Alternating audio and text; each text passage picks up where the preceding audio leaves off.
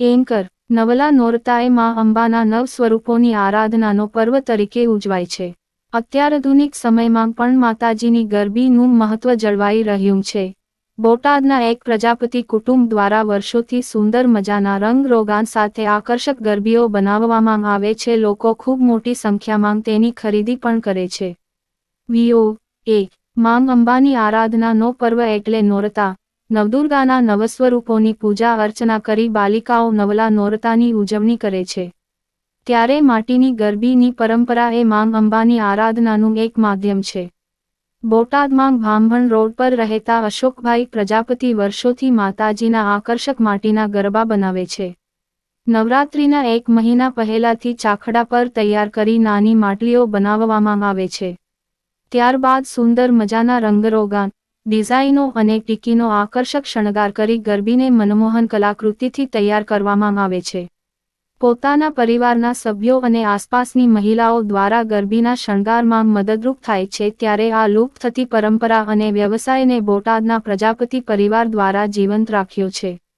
V O આધુનિક યુગમાં પણ માતાજીની ગરબીનું મહત્વ જળવાઈ રહ્યું છે તેવું આ પરિવાર દ્વારા જણાવવામાં આવ્યું હતું.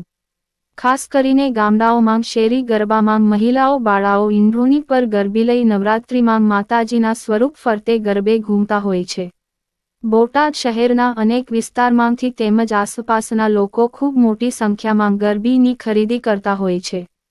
ગ્રામ્ય અને શહેરી વિસ્તારોમાંથી પણ એક સાથે ગરબી મેળવવાના ઓર્ડરો આવતા હોય છે. ત્યારે પોતાનો પરિવાર અને અનેક લોકોને નવરાત્રિ રોજગારી આપે છે.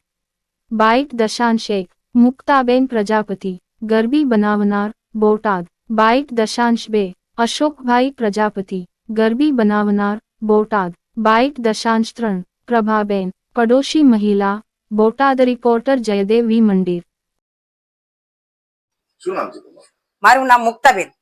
મુક્તાબેન, તમે અત્યારે જે ગરબાનું નિર્માણ કરો છો, કેટલા સમયથી કઈ રીતના? અમે 5 થી 6 વર્ષ આ માટીના ગરબાનું કામ કરીએ છીએ અને ચાકડા ઉપર અમે કાચી માટીના ગરબા ઉતારવી, ત્યાર પછી એને અમે સુકવવી, ત્યાર પછી અમે એને માથે કલર કામ કરવી, કલરના રંગબેરંગી ગરબાનું કામ કરીએ છીએ અને એની માથે સ્ટીકી સ્ટોન નાથી કલરના ડિઝાઇન ત્યાંથી માતાજીના નામ અથવા મનપસંદ ડિઝાઇન બધી કરી છે. અને અમારે ત્યાં આજુબાજુની મહિલા બધા પણ કામ થોડુંક કરાવવા મદદ રૂપે આવે છે અને અમારે માતાજીના ગરબાનું કામ ચાલે એટલે અમે 1 મહિનો અગાઉ વેલા ચાલુ કરી દઈ. માતાજીની ગરબાની તૈયારી ફૂલે ફૂલ કરવી છે. ખાસ કરીને વેચાણ કેવું રહે છે, લોકોનો રિસ્પોન્સ કેવો? વેચાણ તો ચાલુ છે, એમ તો હોલસેલ પણ દઈએ છીએ પણ ત્યાંથી ગ્રાહક બધા આવે છે એને પણ પૂરું પાડવી છે. ત્યાંથી પણ Gadhada road, Bhavnagar road, Bhambhan road બધો આજુબાજુના વિસ્તારથી બધા ગરબા આપણે ત્યાંથી જ લેવા આવે છે. એટલે આજે માતાજીનો પર્વ છે, આ ગરબા વગર કેવું રહે? ગરબા વગર તો માતાજીને એક એમ માનો કે આ આપણે બાપ દાદાની પરંપરા છે, બરાબર. એટલે માતાજીનો ગરબો તો આપણે 12 મહિને એકવાર નોરતા આવે એટલે આપણે ગરબો તો એક માતાજી પાસે આપણે મેપવો જરૂરી જ છે એમ. એટલે ગરબાની તો ખરીદી કરવી જ પડે એમ.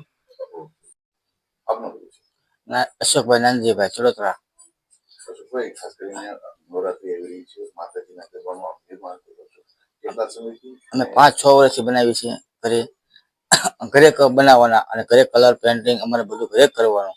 સ્ટ્રોંગ બોન બધું અમારે ઘરે રાખવાનું. ભામર રોડ ડાયમંડ પાર્ક સોસાયટીમાં બનાવી છે. મેં આ કેટલા સમયથી બનાવો છો? 5-6 વર્ષથી બનાવી છે. એટલે આજે ઉત્પાદન કરો છો એટલે આ પરંપરાગત વ્યવસાય છે?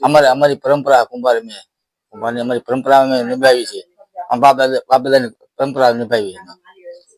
ખાસ કરીને આજે વેચાણ કેવું થાય છે? વેચાણ અમારે થઈ રહે, અમારે હોલસેલમાં આવતા વેચવી છે. સારી ખાસ કરીને અત્યારે ડિસ્કો દાંડિયાનો સમય આવી ગયો છે એટલે માતાજીના જે પરંપરાગત ગરબાનું વેચાણ અને લોકોનું આકર્ષણ કેવું? આકર્ષણ તો અમારે સારા મારું રહે. અમારી અટકે પડકેના બધા વિસ્તારના અમારે લઈ જાય છે. બીજા કોઈ અન્ય કોઈ આવું બનાવે છે ખરા કે? ના, આટલામાં કોઈ આટલા હું જ બનાવું છું. શું નામ છે તમારું? મારું નામ પ્રભાબેન છે. ક્યાં રહ્યો છો તમે? અમારી બાજુમાં જ રહેવી છે. અહીંયા તમારી બાજુમાં અહીંયા જે ગરબાનું વેચાણ કરે છે અને તેમાં તમે કઈ કામ પણ કરવા આવો છો? શું રોજગારી મળી છે. પેન્ટિંગ ને એવું, ડિઝાઇન ને એવું કરવા આવી છે, મદદ કરાવવા. એટલે ખાસ કરીને કેવા પ્રકારની ડિઝાઇન હોય છે?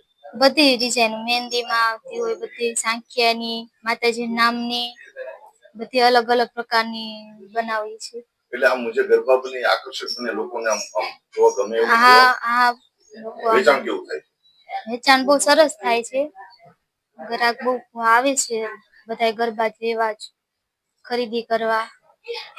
એટલે ખાસ કરીને અત્યારે જે લોકો છે ને માતાજીના ગરબાનું વેચાણ બહુ ઓછું ખરીદતા ઓછા હોય છે, ત્યારે અત્યારે જે આ સ્થિતિ છે એમાં લોકોને શું સંદેશો આપશો? ગરબો તો મંદિર પાસે મૂકવો જરૂરી છે.